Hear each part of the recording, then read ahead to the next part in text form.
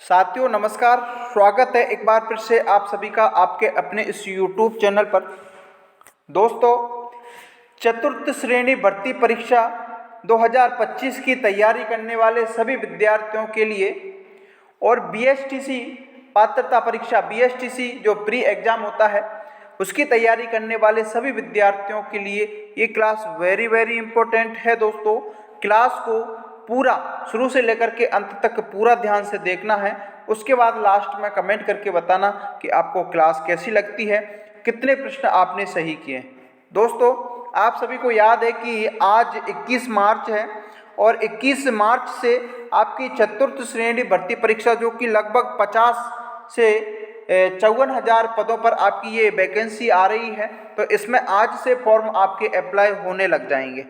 तो आप बिना कुछ देरी के अपना फॉर्म अप्लाई कीजिए और पूरी ईमानदारी के साथ इस वैकेंसी की तैयारी में जुट जाइए। दोस्तों, लगभग 4 से 5 माह आपकी चतुर्थ श्रेणी के लिए बचे हुए हैं और 2 माह आपके BSTC परीक्षा के लिए बचे हुए हैं।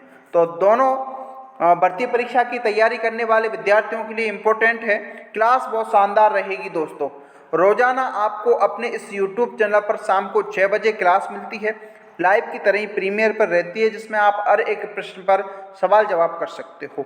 हमारी जो क्लास आज तीसरे नंबर की रहने वाली है, जो कि स्पेशली चतुर्थ श्रेणी और BSTC वाले विद्यार्थियों के लिए है। टॉप 20 अति महत्वपूर्ण प्रश्न रहेंगे जो कि आपकी परीक्षा के लेवल के हैं।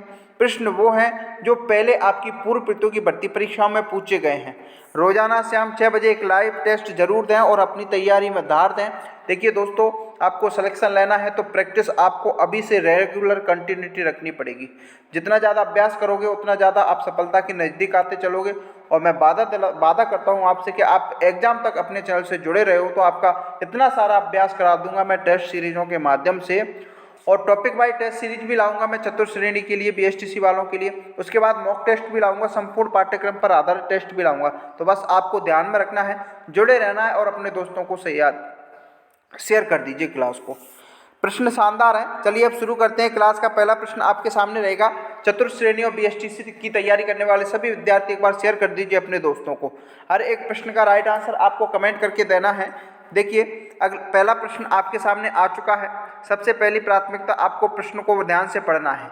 देखिए दोस्तों, पूर्व प्रतियोगी भर्ती परीक्षा में आए हुए प्रश्नों की सीरीज चलाने का मकसद मेरा यही है कि आपको पहले जो परीक्षा में आए हुए प्रश्नों से परिचित कराना है कि कैसे प्रश्न आपकी परीक्षा में पूछे जाते हैं। देखो, पहला प्रश्न आपके सामने आ चुका है। निम्नलिखित में से कौन सा राष्ट्रीय उद्यान राजस्थान में स्थित नहीं है? देखो, बहुत शानदार है। निम्नलिखित में से कौन सा राष्ट्रीय उद्यान राजस्थान में स्थित है, ये प्रश्न ने पूछा है। साथियों, निम्नलिखित विकल्पों में से सर्वाधिक उपयुक्त विकल्प का चयन करना है। आपके एनिमल अटेंडेंस 2023 में जो एग्जाम हुआ था दिसंबर में फर्स्ट शिफ्ट में, ये प्रश्न पूछा गया है। 4 विकल्प आपके सामने रहेंगे। केवलादेव राष्ट्रीय उद्यान, काजीरंगा, बांदीपुर, संत घाटी। देखिए, अपनी क्लासों का एक उद्देश्य रहता है कि एक प्रश्न के साथ साथ उन प्रश्नों पर भी चर्चा करते हैं जहां से प्रश्न बनने की संभावना रहती है। प्रश्न कह रहा है कि राजस्थान का राष्ट्रीय उद्यान कौन सा है, तो आपको अच्छे तरीके से याद होगा दोस्तों, काफ़ी बार कई एग्जामों में यहाँ से प्रश्न छपा है कि जो केवलादेव राष्ट्रीय उद्यान है वो अपने राजस्थान में स्थित है और ये आपके भरतपुर जिले में देखने को मिल जाएगा। भाई, कौन से जिले में मिलेगा? केवलादेव राष्ट्रीय घना पक्षी अभ्यारण्य, साइबेरियन कैन, यहाँ पर पक्षी आते हैं विदेशों से, उसके लिए फेमस है, बहुत शानदार है। केवलादेव राष्ट्रीय उद्यान भरतपुर, जो कि अपने राजस्थान में देखने को मिल जाएगा। तो ए विकल्प इस क्वेश्चन का सीधा राइट आंसर होगा।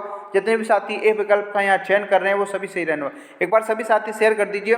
जो साथी चैनल पर नए हैं, पहली बार अपने चैनल से विजिट कर रहे हैं, वो चैनल का हिस्सा बने, चैनल को सब्सक्राइब करें और बेल के आइकन को प्रेस करें ताकि जैसे ही वीडियो आए उसका नोटिफिकेशन आपको आ सके।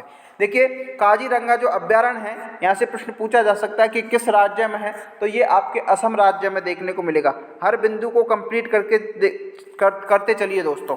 बांदीपुर की बात करें तो बांदीपुर आपके कर्नाटक राज्य में देखने को मिल जाएगा। भाई, कहाँ पर है? कर्नाटक में। संत घाटी की बात करें तो ये महाराष्ट्र में आ जाएगा। संत घाटी कहाँ पर है भाई? महाराष्ट्र में देखने को मिल जाएगा। तो अब देखो, चारों विकल्पों के चारों जो अभ्यारण्य उद्यान है जो मैंने क्लियर कर दिए हैं। अगले प्रश्न की ओर बढ़ते हैं। अगला प्रश्न क्या कह रहा है? देखो, अगला प्रश्न आपके सामने है दोस्तों। प्रश्न को पढ़ो और 5 सेकंड का समय आपके पास रहता है जिसमें आप राइट आंसर कमेंट करके बताते चलिए। रामसागर नाम का एक वन्यजीव अभ्यारण्य है जो राजस्थान में किस जिले में स्थित है, ये आपसे प्रश्न ने पूछा है। बताओ। चूरू, अजमेर, बूंदी, धौलपुर। रामसागर वन्यजीव अभ्यारण्य की बात की जा रही है दोस्तों। जल्दी से इस क्वेश्चन का राइट आंसर दे दीजिए। इस प्रश्न को मैं पहले भी आपकी पशु परिचर की क्लास है और रीट पात्रता परीक्षा के लिए चलाई गई तो उसमें करा चुका हूँ। रामसागर जो वन्यजीव अभ्यारण्य है, एक आता है रामसागर, एक आता है वन विहार। ये दोनों आपके धौलपुर जिले में देखने को मिल जाएंगे साथियों। कौन से जिले में? धौलपुर जिले में। अब विकल्प नंबर डी में आपका धौलपुर देखने को मिल जाएगा, तो डी इस क्वेश्चन का राइट आंसर हो जाएगा साथियों। शाबाश, सभी का राइट आंसर आना चाहिए। नेक्स्ट क्वेश्चन की ओर बढ़ें। देखिए दोस्तों, आपके चतुर्थ श्रेणी के एक सिलेबस पर मैं विस्तृत रूप से चर्चा करने वाला हूँ। एक वीडियो आने वाली है जिसमें सिलेबस में क्या क्या है, राजस्थान जीके में कौन कौन से टॉपिक हैं, हिंदी में कौन कौन से टॉपिक हैं। लगभग इसमें आपका जो विस्तृत सिलेबस जारी किया है उसमें 120 नंबर का आपका पेपर आने वाला है, जिसमें 30 क्वेश्चंस आपके हिंदी के दे रखे हैं। और भी जो भी क्वेश्चंस डिवाइडेशन किया है, मैं सारी चीज़ों पर आपके चर्चा करने वाला हूँ। फिलहाल हम क्वेश्चंस की ओर बढ़ते हैं। क्वेश्चंस क्या कह रहा है कि राजस्थान के कुछ मुख्य राष्ट्रीय उद्यान और अभ्यारण्य दे रखे हैं। बताओ। देखिए 4 विकल्प हैं आपके पास, A, B, C, D। ध्यान से पढ़ना है। प्रश्न कह रहा है कि इन 4 में से राजस्थान के राष्ट्रीय उद्यानों को बताओ कौन कौन से हैं। तो देखिए, सीता माता वन्यजीव अभ्यारण्य जो कि आपके प्रतापगढ़, कौन सा गढ़? प्रतापगढ़, चित्तौड़गढ़ और आपके लगभग उदयपुर जिले में भी ये देखने को मिल जाता है। केवलादेव राष्ट्रीय घना पक्षी अभ्यारण्य जो कि अभी बताया था मैंने, भरतपुर में है। रणथंभौर आपके सवाई माधोपुर में है। तो सीता माता, केवलादेव और रणथंभौर, ये 3 हैं जो आपके राजस्थान में देखने को मिलते हैं। बाकी अगला जो दुधवा राष्ट्रीय उद्यान है, ये आपके राजस्थान में न देख करके उत्तर प्रदेश में देखने को मिलता है दोस्तों, ध्यान रखना। तो प्रश्न ये कह रहा है कि राष्ट्रीय उद्यान राजस्थान के कौन कौन से हैं, तो ए, बी और सी। अब सीधे विकल्पों में जाओ। ए, बी, सी विकल्प नंबर डी में है, तो डी इस क्वेश्चन का क्या होगा दोस्तों? राइट आंसर हो जाएगा। बताओ। जितने भी साथी डी विकल्प का यहाँ चयन कर रहे हैं वो सभी सही रहने वाले हैं। नेक्स्ट क्वेश्चन की ओर बढ़ो दोस्तों। अगला प्रश्न क्या कह रहा है? सभी साथी एक बार सभी अपने अपने क्वेश्चंस का नंबर लिखो और राइट आंसर देते चलिए। जुड़ जाइए एक बार, सभी शेयर कर दीजिए अपने दोस्तों को। प्रश्न क्या कह रहा है कि भारत में वन्य जीव संरक्षण अधिनियम कब लागू किया गया था? 1970, 1972, 1976, 1968। जल्दी से इस क्वेश्चन का राइट आंसर बता दो। देखिए, आपके वन्य जीव संरक्षण अधिनियम से प्रश्न काफ़ी बार पूछा गया है, इसलिए इस क्वेश्चन को मैं आपके सामने ऐड करके लाया हूँ। भारत में वन्य जीव संरक्षण अधिनियम लागू की बात करें तो ये 1972 में हुआ था भाई। कब हुआ था? 1972। बी विकल्प में है, तो बी इस क्वेश्चन का राइट आंसर हो जाएगा। अगला देखिए भाई, अगला प्रश्न क्या कह रहा है। अगला प्रश्न, आपकी सेट भर्ती परीक्षा हुई थी आपके 2024 ग्रेजुएशन लेवल की 28 सितंबर को सेकंड शिफ्ट में ये प्रश्न पूछा गया था। प्रश्न ये कह रहा है कि निम्नलिखित में से किस शोध में आपके जो काजरी संस्थान है उसको मुख्य रूप से शामिल किया है, किस लिए किया गया है? क्या खनिजों के खनन के लिए किया गया है, शुष्क पारिस्थितिकी तंत्र में टिकाऊ कृषि प्रणाली के लिए किया गया है, रेगिस्तान में पशुपालन या भूमि सुधार के लिए? देखिए, काजरी की बात करें ना तो ये आपके शुष्क पारिस्थितिकी तंत्र में टिकाऊ प्रणाली के लिए है दोस्तों। बी विकल्प इस क्वेश्चन का राइट आंसर होगा। सभी साथी प्रैक्टिस करते चलिए, अभ्यास रोजाना करें और अपनी तैयारी को मजबूत बनाएं साथियों। शाम को 6 बजे रोजाना आपको एक टेस्ट मिलता है राजस्थान जीके से संबंधित, जिसमें आप हर एक बिंदु को ध्यान में रखते हुए अपनी तैयारी को और मजबूत कर सकते हैं। साथ ही साथ हम हिंदी विषय की क्लासें और BSTC के लिए टीचिंग एप्टीट्यूड की क्लासें चलाने वाले हैं। बहुत जल्दी क्लासें आपको देखने को मिल जाएंगी। अगला प्रश्न देखो, अगला प्रश्न क्या कह रहा है। देखो, राजस्थान कृषि अनुसंधान संस्थान निम्न में से किस शहर में स्थित है? बताओ। जयपुर, माउंट आबू, जोधपुर, उदयपुर। जल्दी से बताइए, ये भी आपकी सेट भर्ती परीक्षा में पूछा गया प्रश्न है। कृषि अनुसंधान संस्थान की बात की जा रही है दोस्तों, तो ये आपके जयपुर में है। किसमें है? बिल्कुल जयपुर में मिलेगा। ए विकल्प इस क्वेश्चन का राइट आंसर हो जाएगा। अगला देखिए भाई, अगला प्रश्न क्या कह रहा है। राजस्थान प्राच्य विद्या प्रतिष्ठान का मुख्यालय कहाँ स्थित है? बताओ। जयपुर, उदयपुर, जोधपुर, बीकानेर। जल्दी से पटाख से राइट आंसर दे दीजिए। राजस्थान प्राच्य विद्या प्रतिष्ठान मुख्यालय की स्थित की बात करें तो ये आपके जोधपुर जिले में मिल जाएगा दोस्तों। किस जिले में मिल जाएगा?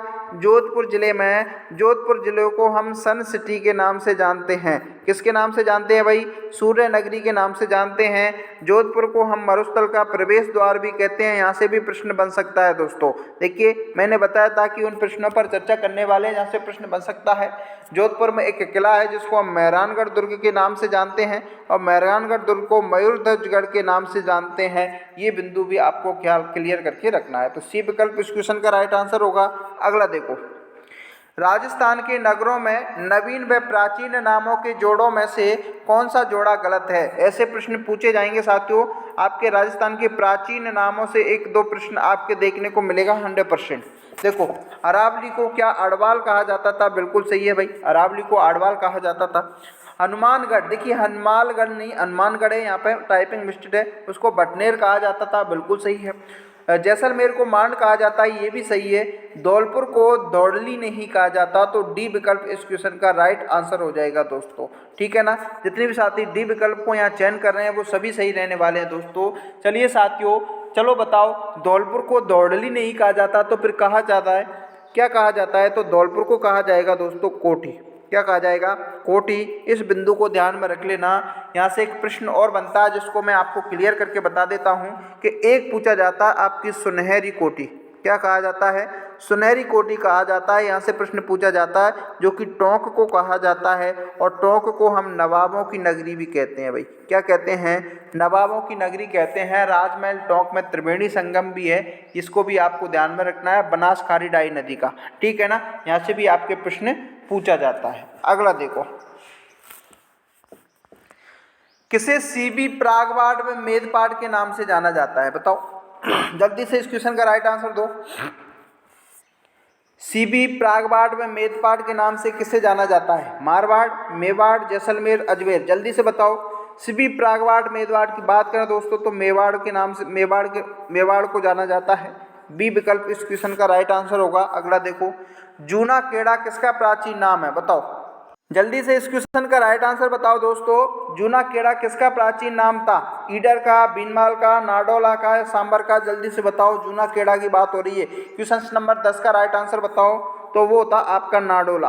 अरे नाडोला, वही नाडोला, वही नाडोल जहाँ मारवाड़ के चौहानों की मूल राजधानी हुआ करती थी। वर्तमान में ये नाडोल पाली जिले में देखने को मिल जाएगा दोस्तों। ध्यान रखना, सी विकल्प इस क्वेश्चन का राइट आंसर होगा। नेक्स्ट क्वेश्चन की ओर बढ़ो। अगला प्रश्न क्या कह रहा है? अगला प्रश्न है कि प्राचीन सोनितपुर को अब किस नाम से जाना जाता है? प्राचीन सोनितपुर को अब किस नाम से जाना जाता है? जल्दी से बताओ भाई राइट आंसर। बयाना, बीकानेर, भीलवाड़ा, रूपवास। सोनितपुर की बात करें तो बयाना को बोला जाता था भाई। किसको बोला जाता था? बयाना। बयाना भरतपुर बी विकल्प ए विकल्प में है, तो ए इस क्वेश्चन का राइट आंसर हो जाएगा भाई। क्या हो जाएगा? ए इस क्वेश्चन का राइट आंसर हो जाएगा। कहीं कहीं आपको श्रीपंत भी देखने को मिल जाएगा, तो कंफ्यूज नहीं होना है। नेक्स्ट क्वेश्चन की ओर बढ़ो। राजस्थान का सिंहद्वार किसे कहा जाता है? बताओ भाई, राजस्थान का सिंहद्वार किसको कहा जाता है? सभी को याद होना चाहिए, अलवर को कहा जाता है भाई। किसको कहा जाता है? राजस्थान का सिंहद्वार अलवर को कहा जाता है। सी विकल्प इस क्वेश्चन का राइट आंसर हो जाएगा। नेक्स्ट क्वेश्चन की ओर बढ़ो। अगला प्रश्न जिसको मैंने स्क्रीन पर लगा रखा है कि 100 द्वीपों का शहर से रूप में विख्यात कौन सा जिला है? उदयपुर, डूंगरपुर, बांसवाड़ा, कोटा। देखिए 100 द्वीपों का शहर आपके बांसवाड़ा जिले को कहा जाता है। ध्यान रख लेना, बांसवाड़ा जिले को 100 द्वीपों का शहर कहा जाता है। सी विकल्प इस क्वेश्चन का राइट आंसर हो जाएगा। देखिए एक प्रश्न पूछा जाता है घंटियों का शहर। अब आप कमेंट करके बताइए कि घंटियों का शहर किसे कहा जाता है। अगर आपकी तैयारी अच्छी है तो इस क्वेश्चन का राइट आंसर देख के जाइए। घंटियों का शहर किसे कहा जाता है? जल्दी से इस क्वेश्चन का राइट आंसर बताओ। रेड डायमंड के नाम से किसे जाना जाता है? बताओ। Kota stone, Dholpur stone, Jaisalmer stone, Bharatpur stone. Red diamond की बात हो रही है दोस्तों। रेड डायमंड की बात करें तो सीधे आपको धौलपुर चले जाना। कहाँ चले जाना? धौलपुर स्टोन को रेड डायमंड के नाम से जाना जाता है। बी विकल्प इस क्वेश्चन का राइट आंसर हो जाएगा। नेक्स्ट क्वेश्चन की ओर बढ़ो दोस्तों। अगला प्रश्न क्या कह रहा है कि कौन सा प्रथम शासक था जिसने अंतर जातीय विवाह प्रारंभ करने का प्रयास किया था? देखिए एक ऐसा राजपूत शासक है जिसने अंतर जातीय विवाह प्रारंभ करने का प्रयास किया था। बताओ कौन सा है? तो वो है आपका जय सिंह। कौन सा है भाई? जयसिंह है, किस विकल्प में है? डी विकल्प में है गुरुजी। तो डी को पकड़ के क्या कर दो, लॉक कर दो। शाबाश, जिस भी साथी ने डी विकल्प को यहाँ चयन किया है वो सभी सही रहने वाले हैं। Very good. अगले प्रश्न की ओर बढ़ो। आमेर के राजा भारमल ने अकबर की अधीनता कब स्वीकार की थी? बताओ, आमेर का राजा भारमल ने अकबर की जो अधीनता है वो कब स्वीकार की थी? 1560, 1562, 1564, 1566। बताओ इस क्वेश्चन का राइट आंसर। तो ये की थी उसने 1562 ईस्वी में। कब की थी भाई? 1562 ईस्वी। बी विकल्प में है, तो बी इस क्वेश्चन का राइट आंसर होगा। नेक्स्ट क्वेश्चन की ओर बढ़ो। अगला प्रश्न क्या कह रहा है देखो। अगला प्रश्न है कि आमेर राजा बिहारी मल की पुत्री का विवाह अकबर के साथ कहाँ हुआ था? बहुत शानदार प्रश्न है साथियों। यहाँ से प्रश्न लगभग परीक्षा में पूछा जाता है। चूरू, उदयपुर, सांबर, अजमेर। देखिए, आमेर राजा जो बिहारी मल है उसकी पुत्री का जो विवाह है वो अकबर के साथ हुआ था, वो सांबर में हुआ था। कहाँ हुआ था भाई? सांबर। बताओ किस विकल्प में है? तो सी विकल्प में है। कब हुआ था? तो ये हुआ था आपके लगभग 6 फरवरी 1562 ईस्वी को। ये आपके उनके बिहारी मल की पुत्री का जो विवाह अकबर के साथ किया गया था।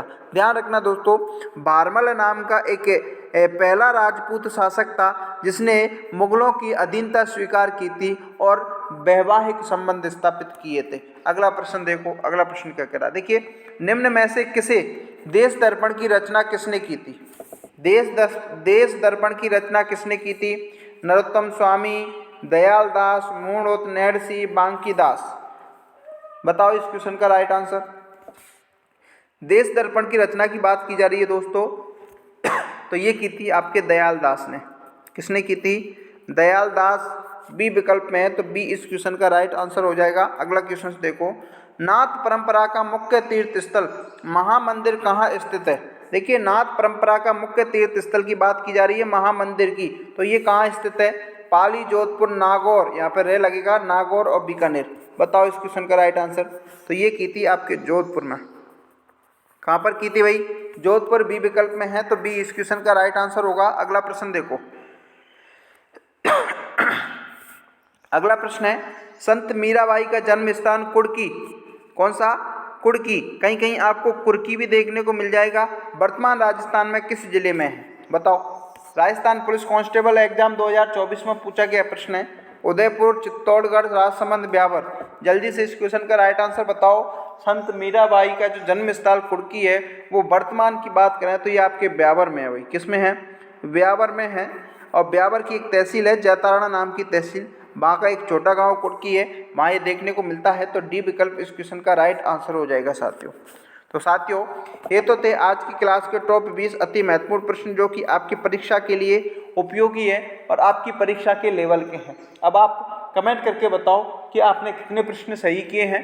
अगर आप 15 प्रश्न कर रहे हो तो आप समझ लीजिए कि आपका सिलेक्शन पक्का है। क्लास अच्छी लगी हो तो एक लाइक करें, शेयर करें अपने दोस्तों को। जो साथी चैनल पर नए हैं वो सब्सक्राइब करके जरूर रखें। मिलते हैं कल एक नई वीडियो में। तब तक के लिए जय हिंद, जय Bharat, bye bye, take care.